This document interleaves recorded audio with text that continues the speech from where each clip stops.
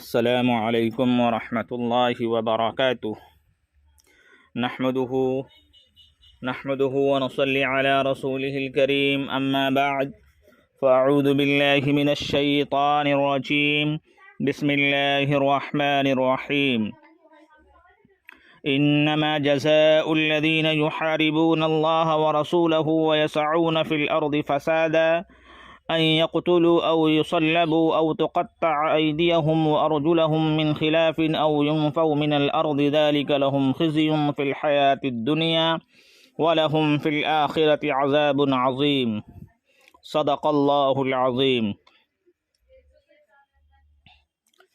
محترم بزرگوں اور دوستو، اسلام امن و سلامتی کا مذہب ہے جو فساد اور دہشت گردی کو مٹانے آیا ہے۔ دنیا میں اس وقت جو فساد بپا ہے، اس کا علاج اسلام کے سوا کسی اور نظریے میں نہیں ہے۔ بدقسمتی سے مغرب نے اسلام کو نشانہ بنایا ہے اور اس کے خلاف پروپیگنڈا شروع کر رکھا ہے۔ اس مہم کا جواب ضروری ہے۔ یہ جواب فکری بھی ہونا چاہیے اور عملی بھی۔ ذیل کے سطور میں ہم بدلائل یہ ثابت کرنے کی کوشش کریں گے کہ اسلام امن ہے اور کفر فساد و دہشت گردی ہے۔ محترم بزرگوں اور دوستو، اسلام عربی زبان کا لفظ ہے جس کا مادہ سین لام میم ہے۔ اس کے معنی اطاعت اور سپردگی ہے۔ اسی کے ساتھ ساتھ اسلام کے معنی امن و سلامتی کے بھی ہیں۔ لہذا مسلمان جہاں اطاعت الہی کا نمونہ ہے، وہاں امن و سلامتی کا پیکر بھی ہے۔ حضور اکرم صلی اللہ تعالی علیہ وسلم سے مسلمان کی تعریف کے سلسلے میں جو کچھ منقول ہے، اس سے بھی یہی ثابت ہوتا ہے۔ قرآن مجید نے اس مادہ سے سلم اور سلام کے الفاظ امن، صلح اور آشتی کے معنوں میں استعمال کیے ہیں۔ مثلاً اللہ تبارک و تعالی فرماتے ہیں وَإِن جَنَحُوا لِلسَّلْمِ فَاجْنَحْ لَهَا وَتَوَكَّلْ عَلَى اللَّهِ إِنَّهُ هُوَ السَّمِيعُ الْعَلِيمُ۔ اگر یہ لوگ صلح کی طرف مائل ہوں تو تم بھی اس کی طرف مائل ہو جاؤ اور اللہ پر بھروسہ کرو، کچھ شک نہیں کہ وہ سنتا اور جانتا ہے۔ یہ اور اس طرح کی بہت سی آیات سے واضح ہوتا ہے کہ سلامتی و امن اسلام کا بنیادی نظریہ و عمل ہے۔ اسلام اللہ تعالیٰ کی اطاعت و فرما برداری اور دنیا میں امن و سلامتی کا پیغام ہے۔ اسلام کے مقابلے میں کفر کو دیکھیں تو وہ اول تو اللہ کی معصیت ہے، جیسا کہ سورہ مزمل، سورہ احزاب اور سورہ دہر کی مختلف آیات سے واضح ہے۔ ثانیاً کفر کو اللہ تعالی دنیا میں فساد کی جڑ قرار دیتا ہے۔ چنانچہ بحر و بر میں فساد پھیلنے کی وجہ قرآن کی نظر میں لوگوں کے برے اعمال ہیں۔ اللہ تبارک و تعالی نے قرآن کریم میں ایسے شخص کی مذمت بھی بیان کی جس کی ظاہری بات چیت تو ہمیں دلکش معلوم ہوتی ہے، لیکن در حقیقت اس کا مقصد دنیا میں فساد و فتنہ پھیلانا ہوتا ہے۔ بنی اسرائیل کے بارے میں قرآن کریم نے عجیب نقشہ کھینچا ہے۔ چنانچہ اللہ تبارک و تعالی فرماتے ہیں من اجل ذلك كتبنا على بني اسرائيل انه من قتل نفسا بغير نفس او فساد في الارض فكأنما قتل الناس جميعا، کہ اس قتل کی وجہ سے ہم نے بنی اسرائیل پر حکم نازل کیا کہ جو شخص کسی کو ناحق قتل کرے گا بغیر اس کے جان کا بدلہ لیا جائے گا یا ملک میں فساد کرنے کی سزا دی جائے، اس نے گویا تمام لوگوں کو قتل کیا، اور جو اس کی زندگی کا موجب ہوا تو گویا تمام لوگوں کی زندگی کا موجب ہوا۔ امن کو تباہ کرنا اور انسانی زندگی سے کھیلنا فساد ہے۔ قرآن نے اس کی سزا کی تجویز فرمائی ہے۔ انما جزاء الذين يحاربون الله ورسوله ويسعون في الارض فسادا ان يقتلوا او يصلبوا او تقطع ايديهم وارجلهم من خلاف او ينفوا في الارض ذلك لهم خزي في الدنيا ولهم في الاخرة عذاب عظيم، کہ جو لوگ اللہ اور اس کے رسول سے لڑائی کریں اور ملک میں فساد کرنے کو دوڑتے پھریں، ان کی یہ سزا ہے کہ قتل کر دیے جائیں یا سولی چڑھا دیے جائیں، یا ان کے ایک طرف کے ہاتھ اور ایک طرف کے پاؤں کاٹ دیے جائیں یا ملک سے نکال دیے جائیں۔ یہ تو دنیا میں ان کی رسوائی ہے اور آخرت میں ان کے لیے بہت بڑا عذاب ہے۔ اسلام امن و سلامتی کا دین ہے۔ اس کی ایک شہادت تو ابھی قرآن کی آیات میں پیش کی گئی، دوسری شہادت نبی کریم صلی اللہ علیہ وسلم کی سیرت و ارشادات میں بھی موجود ہے۔ مکہ مکرمہ میں آپ صلی اللہ علیہ وسلم 13 برس تک اپنے حسن بیان اور حسن عمل سے مشرکین مکہ کو اسلام کی دعوت دیتے رہے۔ آپ صلی اللہ علیہ وسلم کو اللہ تعالیٰ کی طرف سے حکم تھا، ادعو الی سبیل ربک بالحکمت والموعظۃ الحسنۃ وجادلہم باللتی ہی احسن، کہ اے پیغمبر لوگوں کو اپنے رب کی راہ کی طرف حکمت سے اور اچھے طریقے پر بلاؤ اور نصیحت کرو، ان سے بحث و نزاع کرو تو ایسے طریقے پر جو حسن و خوبی کا طریقہ ہو۔ اس دوران تشدد آمیز کارروائیاں مشرکین کی طرف سے ہوئیں۔ آپ صلی اللہ علیہ وسلم اور آپ کے ساتھیوں نے ان مخالفتوں اور ایذا رسانیوں کا صبر و تحمل سے مقابلہ کیا۔ ایک مرحلہ پر آپ صلی اللہ علیہ وسلم نے کہا، لکم دینکم ولی دین، کہ تمہارا دین تمہارے ساتھ اور میرے لیے میرا دین۔ مکہ مکرمہ میں دین حق کے لیے ان کاوشوں اور مشرکین کے مشددانہ رویہ پر استقامت کو قرآن نے جہاد سے تعبیر کیا ہے۔ مکہ کے 13 برس پرامن جد و جہد کا دور ہے۔ تکالیف، اذیتیں، تحقیر و تذلیل، حتیٰ کہ بعض ساتھیوں کا قتل بھی اس پرامن جد و جہد کو تصادم کی راہ پر نہ چلا سکا، تاکہ آپ اپنے ساتھیوں سمیت مکہ سے ہجرت کر گئے۔ ہجرت کے بعد بھی کفار نے تشدد آمیز رویوں کو ترک نہ کیا اور مسلمانوں پر مسلسل دباؤ جاری رکھا۔ اس تشدد کے جواب میں مسلمانوں کو مناسب جواب دینے اور میدان جنگ میں مقابلے کی اجازت دی گئی، لیکن اس میں بھی اعتدال و توازن کو برقرار رکھنے پر زور دیا گیا۔ وَقَاتِلُوا فِي سَبِيلِ اللَّهِ الَّذِينَ يُقَاتِلُونَكُمْ وَلَا تَعْتَدُوا إِنَّ اللَّهَ لَا يُحِبُّ الْمُعْتَدِينَ، کہ جو تم سے لڑائی کر رہے ہیں تمہیں اللہ کی راہ میں ان سے لڑنا چاہیے مگر زیادتی نہ کرنا، اللہ زیادتی کرنے والے کو پسند نہیں کرتا۔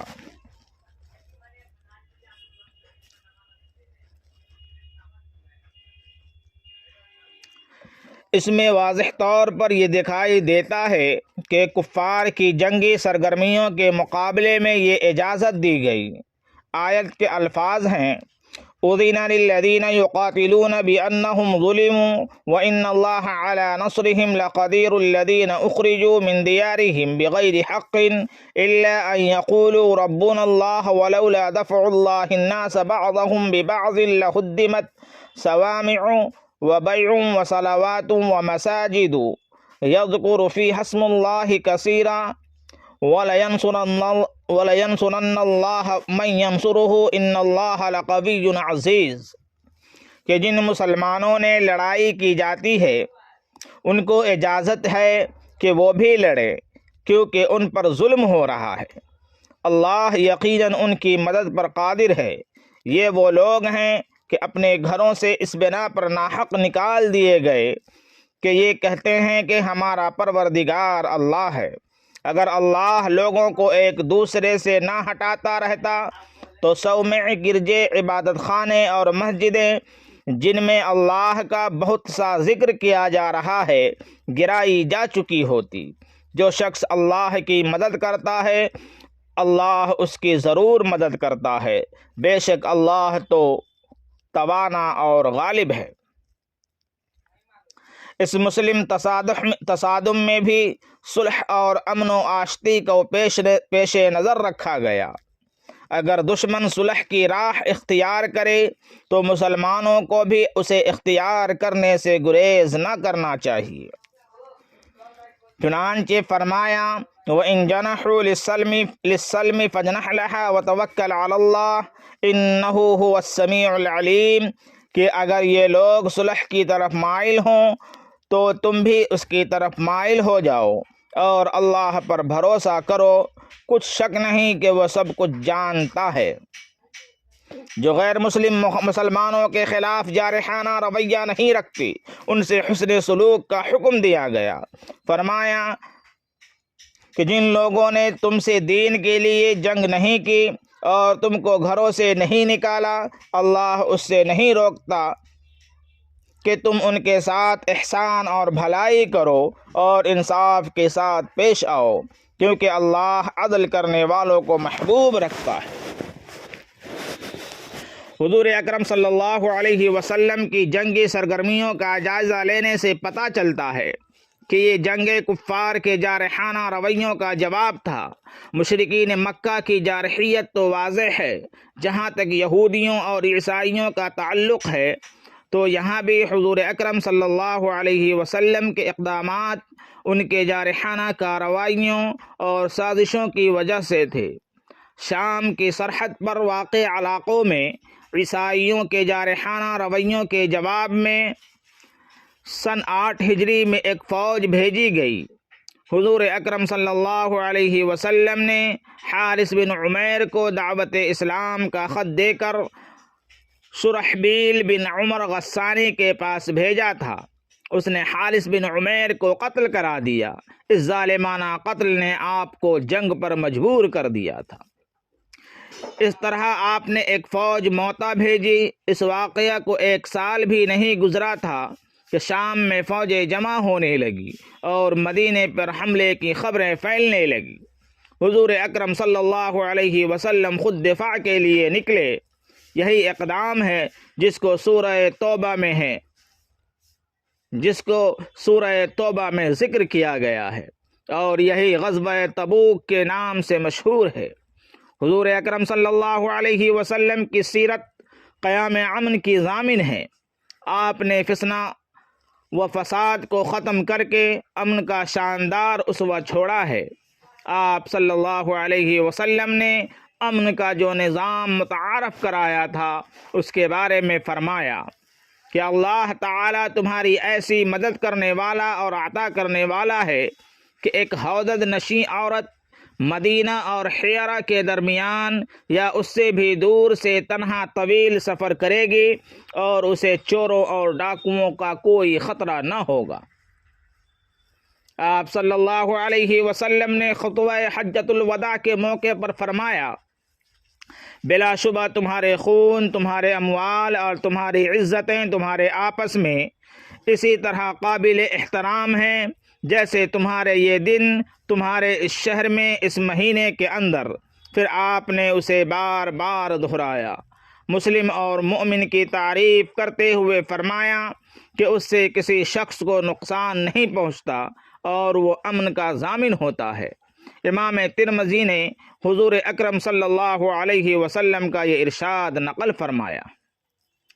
حضرت ابو ہریرہ رضی اللہ عنہ سے روایت ہے کہ رسول اللہ صلی اللہ علیہ وسلم نے فرمایا کہ مسلمان وہ ہے جس کی زبان اور ہاتھ سے مسلمان محفوظ ہیں، اور مومن وہ ہے جس سے لوگ اپنی جانوں مالوں کو مامون جانیں۔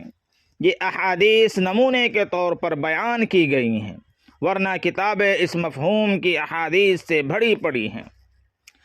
جناب صلی اللہ علیہ وسلم کے جانشینوں نے امن و سلامتی کے اس مشن کو جاری رکھا اور دنیا کو انوکھی مثالیں پیش کی۔ سیدنا ابو بکر صدیق نے خلافت سنبھالنے کے بعد جو خطبہ دیا وہ اس مشن کے فروغ کی تابندہ مثال ہے۔ چنانچہ آپ نے فرمایا کہ لوگو، مجھے تمہارے معاملات کا نگراں بنایا گیا ہے، حالانکہ میں تم سے بہتر نہیں ہوں، میں پیروی کرنے والا ہوں، جدت طراز نہیں ہوں۔ اگر میں ٹھیک طرح معاملات انجام دوں تو میری مدد کرو، اور اگر میں بے راہ روی اختیار کروں تو مجھے سیدھا کرو۔ میں تم میں سے جو قوی ہے وہ میرے نزدیک کمزور ہے، جب تک کہ اس سے حق وصول نہ کر لوں، اور جو تم میں سب سے کمزور ہے وہ میرے یہاں قوی ہے، جب تک میں اسے اس کا حق نہ دلا دوں۔ سیدنا عمر فاروق نے اپنی زندگی کے آخری لمحات میں جن اہم باتوں کی وصیت فرمائی ان میں سے ایک یہ بھی تھی کہ اپنے بعد میں آنے والے خلیفہ کو میں ان غیر مسلموں کے حق میں وصیت کرتا ہوں کہ ان کے ساتھ جو معاہدہ ہے پورا کیا جائے، اور ان کی جان و مال کی حفاظت کے لیے جنگ کی ضرورت پڑے تو اس سے بھی دریغ نہ کیا جائے، اور ان کی طاقت سے زیادہ ان پر بوجھ نہ ڈالا جائے۔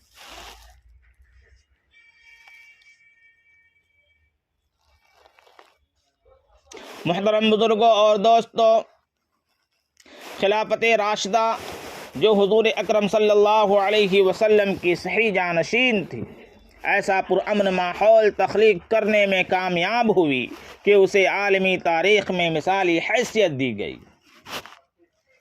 مشہور عربی مورخ ڈاکٹر گستاو لی بان نے خلافت راشدہ کے بارے میں جن خیالات کا اظہار کیا وہ تاریخ کی شہادت ہے۔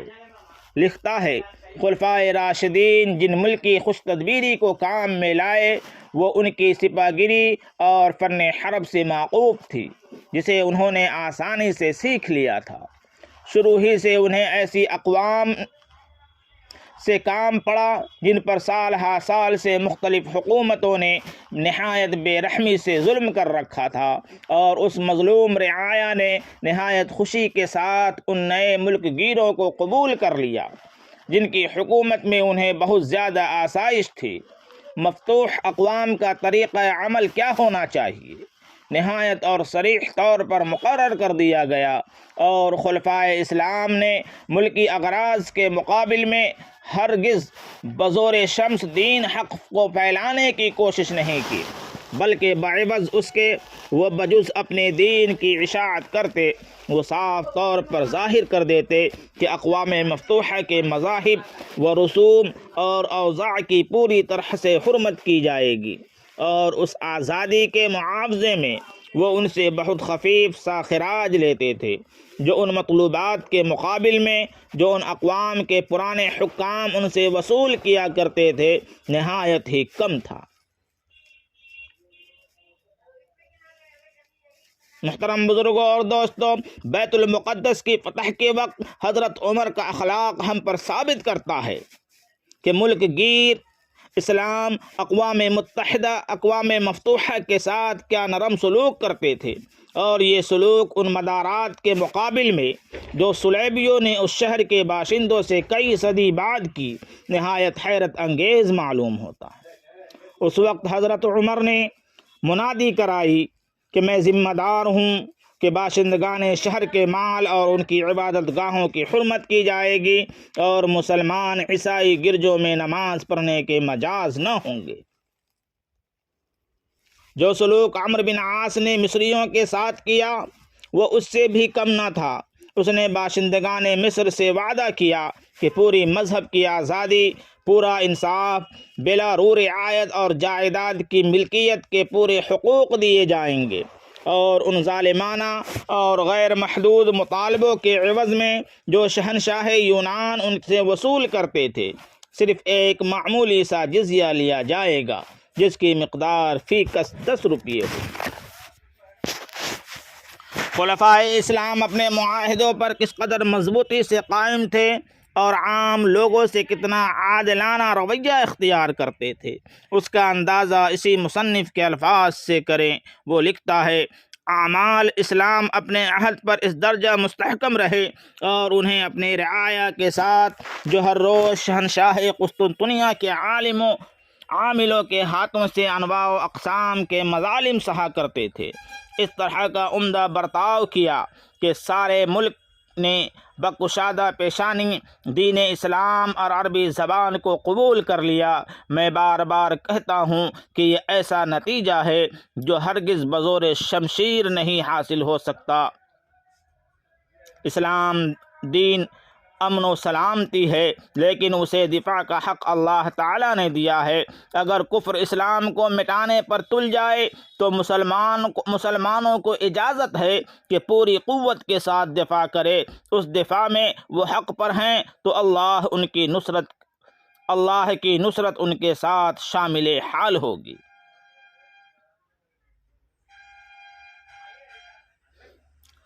محترم بزرگوں اور دوستو، اسلام امن و سلامتی کا دین ہے، تو کیا پرامن رہنے کا مطلب ظلم برداشت کرنا اور دہشت گردی کے مقابلے میں جان سپرد کرنا ہے؟ ہرگز نہیں، ہرگز نہیں۔ اسلام امن و سلامتی کا دین ہونے کا مطلب یہ ہے کہ مسلمانوں کو ظلم نہیں کرنا چاہیے، ناحق خون نہیں بہانا چاہیے، بے گناہ انسانوں کی جان و مال کو نقصان نہیں پہنچانا چاہیے، کوئی ایسا اقدام نہیں کرنا چاہیے جو ناجائز تشدد کے زمرے میں آتا ہے۔ جہاں تک ظالم کے ہاتھ کو روکنا اور دہشت گردی کا مقابلہ کرنے کا تعلق ہے تو امن و سلامتی کا یہ دین اس بات کی اجازت دیتا ہے کہ ظالم کا ہاتھ روک دیا جائے اور دہشت گردی کا مقابلہ کیا جائے، اسی کا نام جہاد ہے۔ اسلام کے جامع اور منصفانہ رویہ نظام پر عمل ہر دور کی ضرورت ہے۔ مسلمانوں کو چاہیے کہ وہ ہر قسم کے تشدد سے بچتے ہوئے اسلام کی امن و آشتی کی تعلیمات پر عمل کریں اور قرآن کریم کے پیغام کو دنیا میں عام کرنے کی کوشش کریں۔ اللہ تعالیٰ سے دعا کریں کہ اللہ تعالیٰ تمام اہل ایمان کو صبر و استقامت اور اسلامی شریعت پر عمل کرنے کی توفیق عطا فرمائے۔ آمین بجاہ سید المرسلین وآخر الدعوانا ان الحمد للہ رب العالمین۔